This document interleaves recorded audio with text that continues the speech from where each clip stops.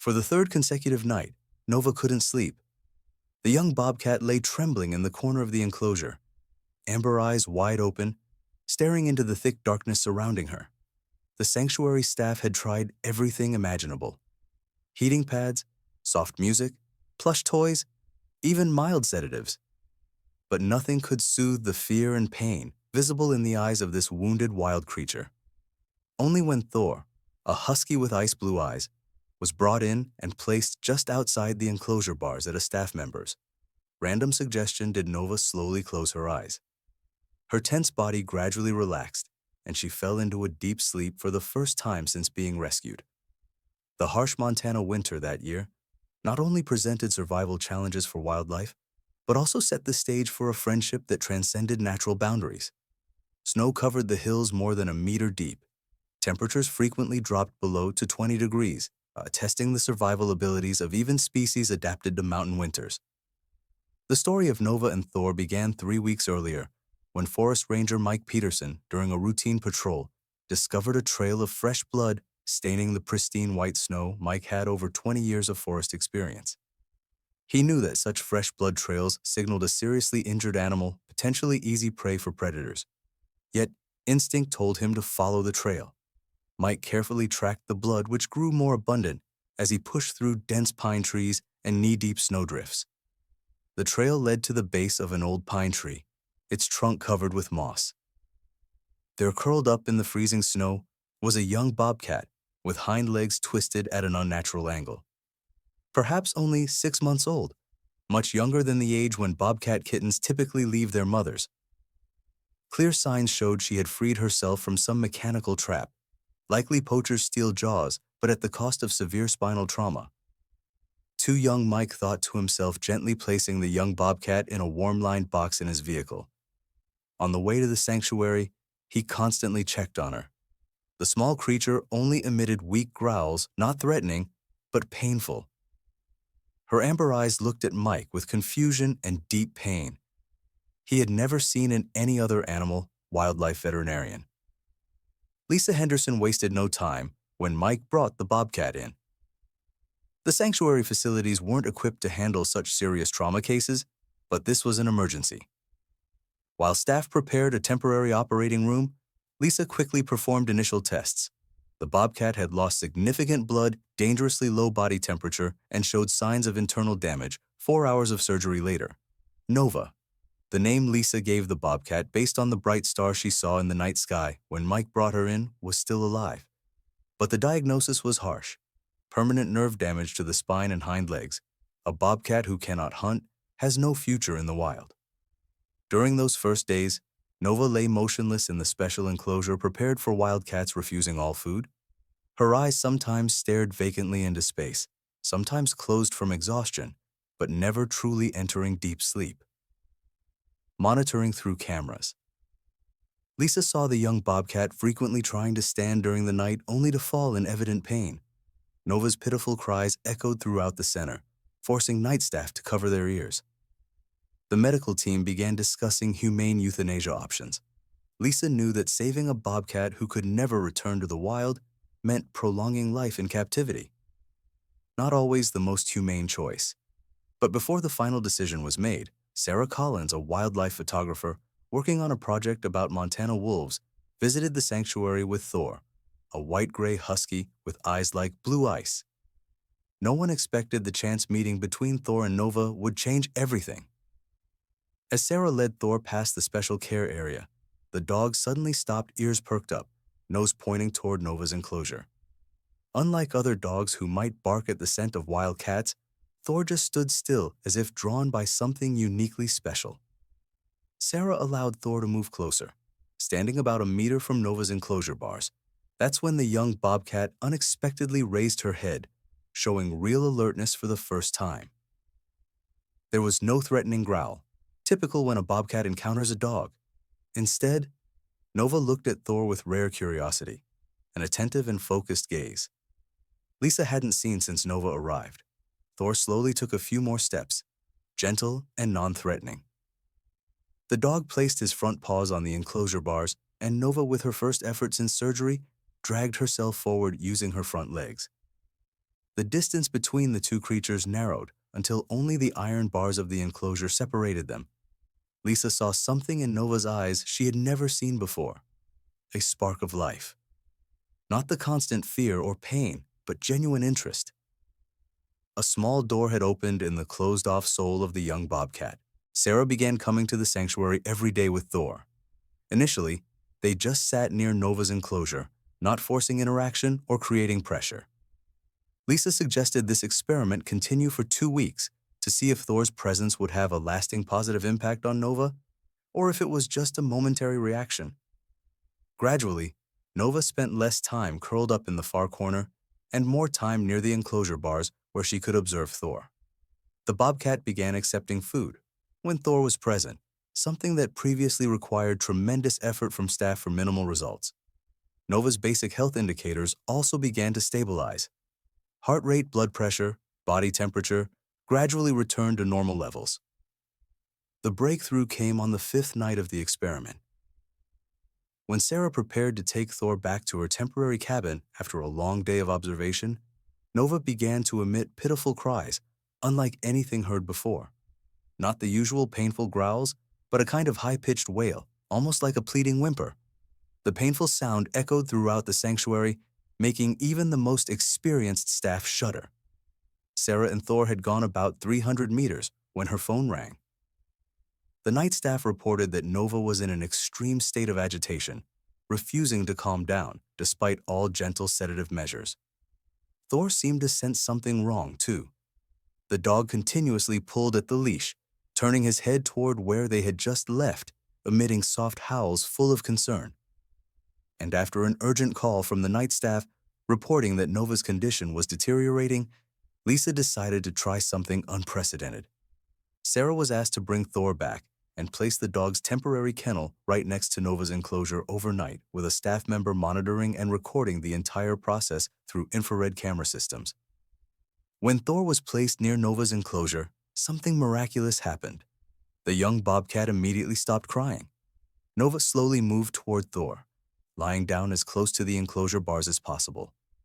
Thor also pressed close from the outside, his nose almost touching Nova's through the gaps between the bars.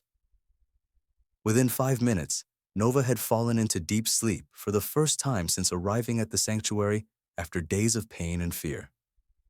"We need to understand what's happening here," Lisa said. When reviewing the recorded biological data, Nova's cortisol levels dropped 70% within minutes of Thor being nearby. This can't be coincidence or random chance. I&M specialized monitoring equipment was installed to track Nova's heart rate, breathing, and even simple brain activity during sleep, with and without Thor. The results were undeniable. Nova only achieved REM sleep, the deep sleep phase necessary for physical and mental recovery, when Thor was nearby. Without Thor, Nova fell into light sleep, constantly jerking awake, or remained completely alert all night. The experiment expanded. They tried recordings of Thor's sounds, placing toys with Thor's scent, even trying with another husky of similar appearance. Nothing worked like Thor's actual presence. There was something very special in the connection between these two creatures that couldn't be explained simply through science.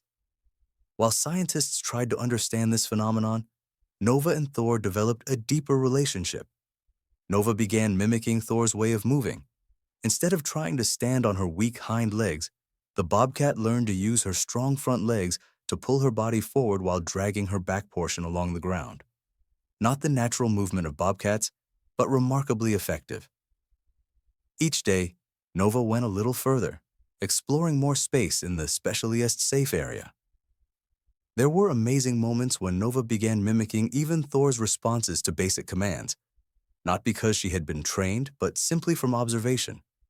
When Thor sat down at Sarah's command, Nova also tried to perform a similar motion. When Thor tilted his head at a certain whistle, Nova did too, though not perfectly.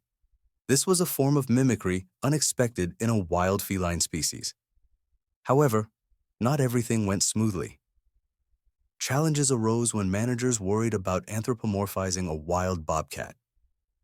Sanctuary Director Richard Matthews was concerned about the precedent this might set if all injured wildlife were bonded with domestic animals. Natural balance and reintegration goals could be affected. A test separating Nova and Thor for 24 hours was conducted as an assessment of dependency levels. However, the test had to stop after 12 hours when Nova fell into an extreme panic state. The young bobcat completely refused food, emitted continuous distress calls, and began scratching at the enclosure walls until her claws bled. Thor, separated at a distance, wasn't doing better. The dog refused to leave, Sarah's cabin door howling continuously as if calling for his friend. Monitoring equipment showed Nova's heart rate and blood pressure spiking to dangerous levels, increasing the risk of post-surgical complications. After 12 hours, Lisa was forced to stop the test, putting Nova's safety above research objectives. Finally, after much evaluation and discussion, Nova was treated as an exceptional case. Sarah received special permission to adopt Nova at her home near the forest edge, where she had prepared a semi-wild space with all the necessary safety conditions for Nova, Thor, and the surrounding community. 5 years had passed since Nova moved to live with Sarah and Thor. The bobcat had grown to full maturity. Her spinal injury never fully healed as predicted, but her body had adapted remarkably. Nova had developed into a beautiful adult bobcat with a healthy glossy spotted coat and bright amber eyes. No longer showing the panic of those early days, Nova's mobility had improved far beyond all predictions. She had developed a unique way of moving, half walking, half crawling, using the extraordinary strength of her front legs and abdominal muscles to move with surprising speed and agility. Though unable to run fast or jump high, like fully healthy bobcats, Nova could explore her entire territory, climb onto low rocks, and even climb sturdy tree branches near the ground, an important skill for bobcats. Each morning, Nova would lie on the large flat rock on the eastern side of the property, where she could catch the first rays of the day. Thor would always join her, sometimes resting his head on Nova's shoulder, and both would watch the sunrise in an understanding silence. These moments needed no words, no explanation, just peaceful presence together.